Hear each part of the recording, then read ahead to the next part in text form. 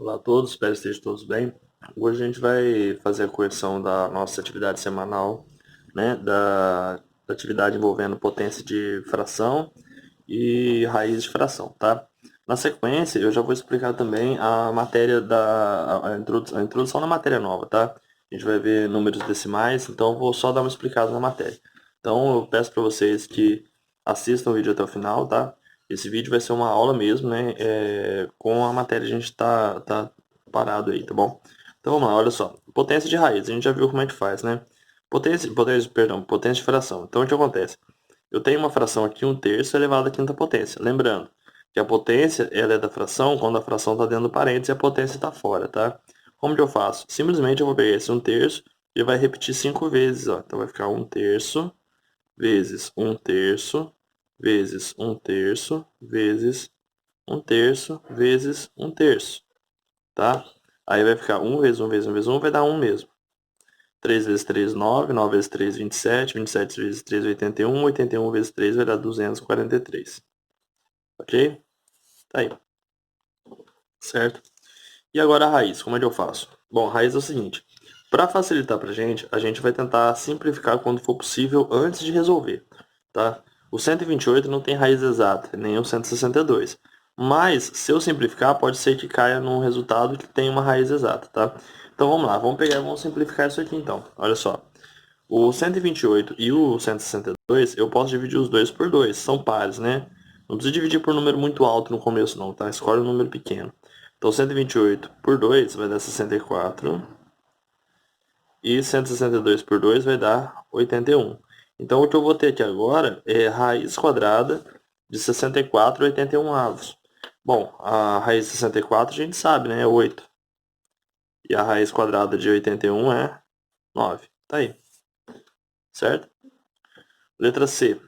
15 sextos. Então, nesse caso, elevado à quarta, né? Eu vou simplificar primeiro, porque o 15 elevado à quarta vai dar um número muito grande, né? Então, eu vou tentar simplificar primeiro. Dá para dividir esses dois por 3, ó. Por 3. Se eu dividir os dois por 3, o 15 por 3 vai dar 5.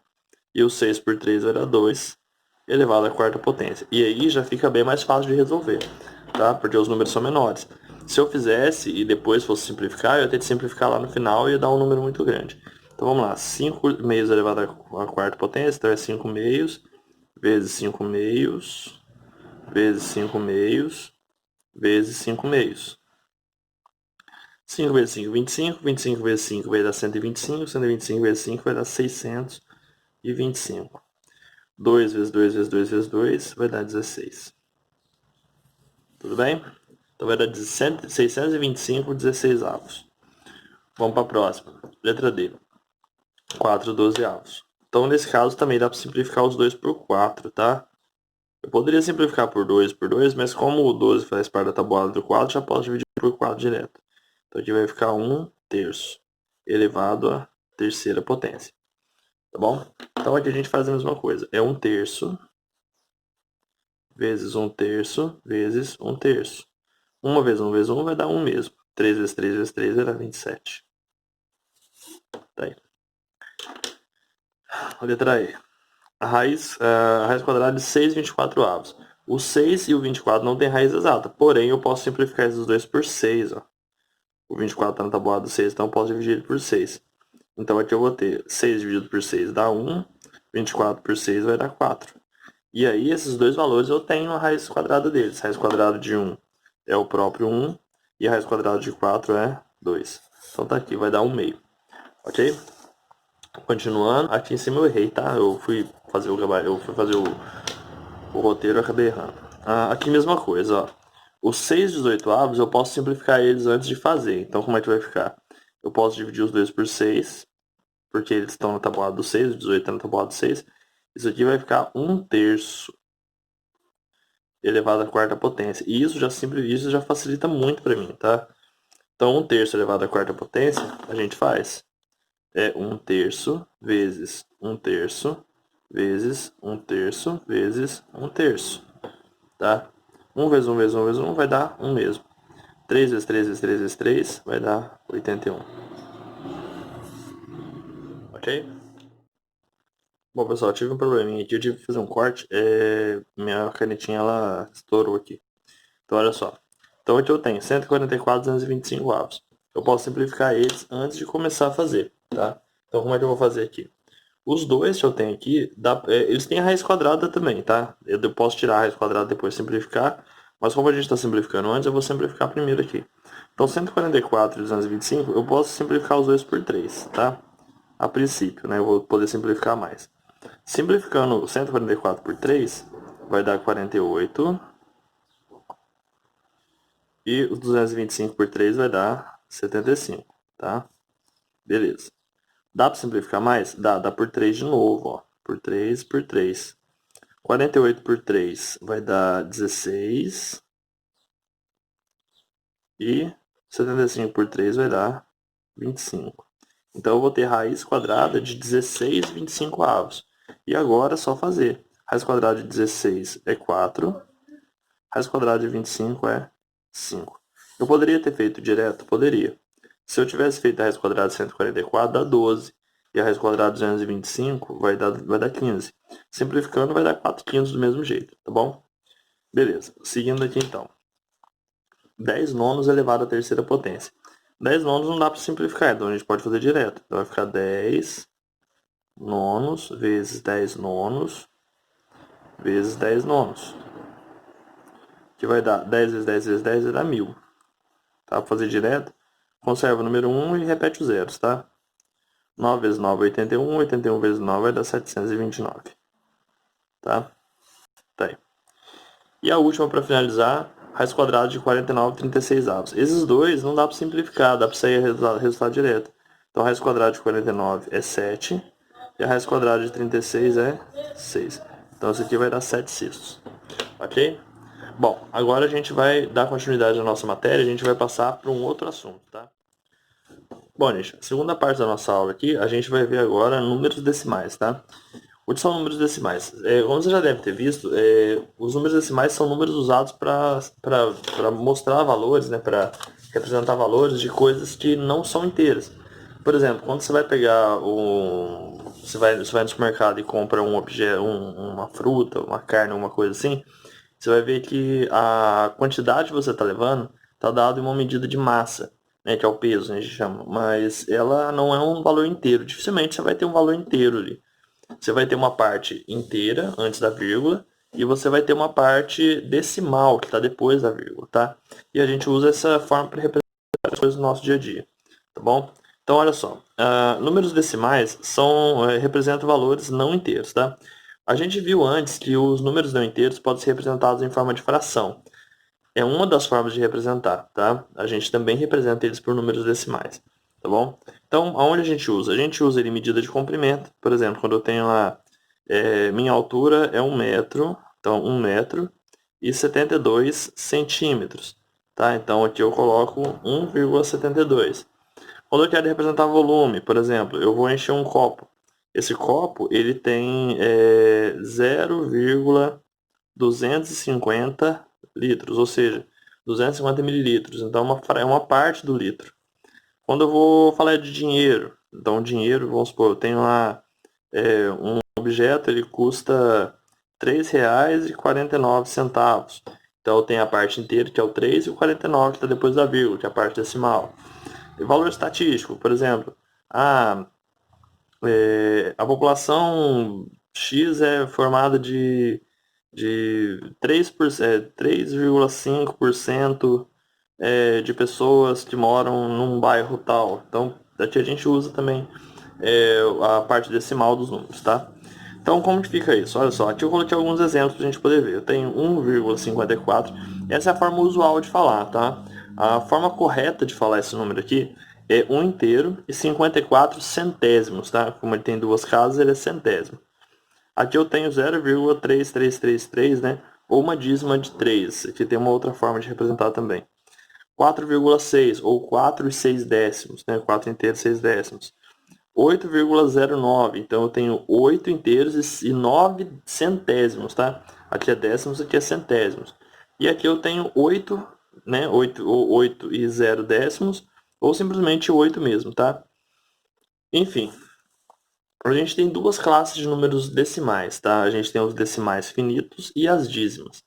Qual é a diferença entre eles? Os decimais finitos são números que têm um número definido de casas decimais. Por exemplo, 7,35, né? Ele acaba aqui, ó. Então é 7,35. Ele acabou, né? A 38,025, né? 38,025. Então ele acaba aqui, não tem nada mais aqui, tá? 8,0007, tá? Apesar de ser um número grande, ele acaba aqui também, tá bom? Então, esses aqui são os decimais finitos, porque ele acaba. Agora, a gente tem as dízimas, tá? Essas dízimas são resultados que a gente normalmente encontra quando a gente faz uma divisão que o número que sobra resto e sempre repete, repete, repete, ou às vezes ele não repete, tá? Que é o caso das dízimas não periódicas. Então, as dízimas, a gente tem dois tipos de dízimas. A gente tem as dízimas, tá? A gente tem as dízimas periódicas e as dízimas não periódicas. Tá? A gente tem esses dois casos aqui. Tá? Então, as dízimas periódicas é quando tem um número que repete. Então, 0,2222, ele repete, e quem repete é o 2. Como é que eu sei que o 2 repete? Porque ele apareceu pelo menos duas vezes no final, e de seguido dele vem reticências. Tá? Outra forma que ele pode ser, que ele pode aparecer também é assim, ó. Eu posso escrever esse mesmo número assim, ó, 0,2 e um tracinho em cima. Esse tracinho em cima também representa que esse número repete infinitamente. Isso aqui é uma dízima periódica, tá? Essa é uma dízima periódica. Aqui, mesma coisa. Então, eu tenho 0,363636, que pode ser escrito assim, ó. 0,36 e o tracinho em cima.